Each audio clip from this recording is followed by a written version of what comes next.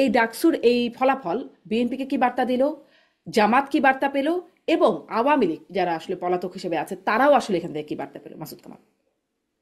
আচ্ছা, এক নম্বর হলো বিএনপির ক্ষমতায় টিকে থাকাটা চ্যালেঞ্জ হবে।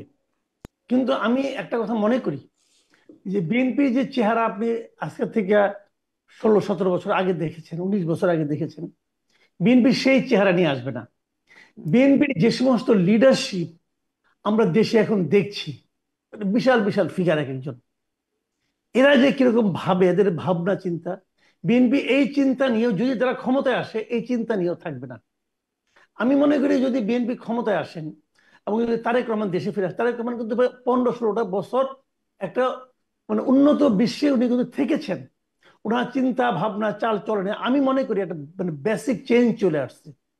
এবং সেই চেঞ্জ নিয়ে উনি যখন আসবেন, উনি যদি ওনার আশেপাশে ঘিরে থাকা চামচাদেরকে নিয়ন্ত্রণ করতে পারেন, আমার মনে হয় বিএনপিরও চেহারা চেঞ্জ হয়ে যাবে।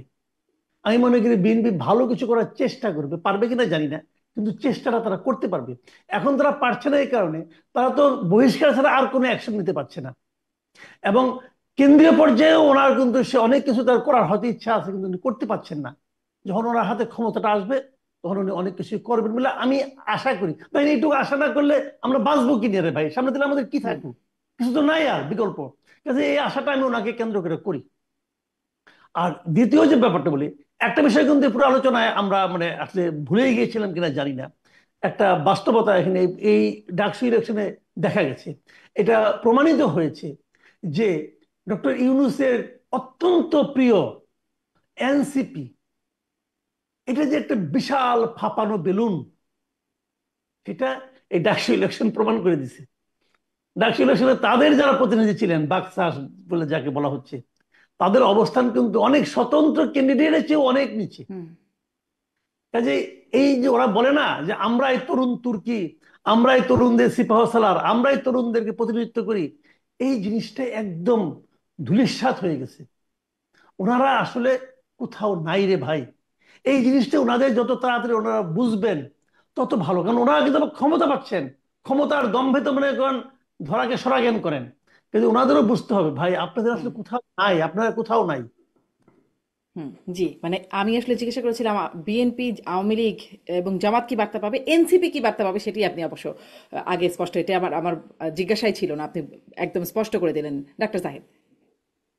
আমার প্রশ্নটা যদি আবার একটু করেন আমি দ্রুত শেষ আমি করি আসলে আমার কোন কাছে। দল কি বার্তা পাবে এই প্রশ্নটাই আপনার কাছেও জানতে চাই, কোন মানে দল ওই কি যে বার্তা পাবে এখান থেকে? মানে বিএনপি মানে যদি তার অ্যানালিসিস করে সেটা হচ্ছে আহ যদি আমরা যেসব কারণগুলো বলেছি সে যদি বিশ্বাস করে এবং বিশেষ করে স্টুডেন্টদের সাথে ইন্টারাকশন, ভালো আচরণ, তার জন্য কাজ করা, মানে ওয়েলফেয়ার। আমি আবারও বলছি শিবির কিন্তু তার ধর্মতাত্ত্বিক ব্যাপারগুলো ওভাবে আর সামনে আনে নাই। তো দিনের শেষে ওয়েলফেয়ার নিশ্চিত করতে হবে। বিএনপি এখনো ক্ষমতায় যায় নাই, তাও ক্ষমতায় গেলে কি করবে সেটা দেখা যাবে।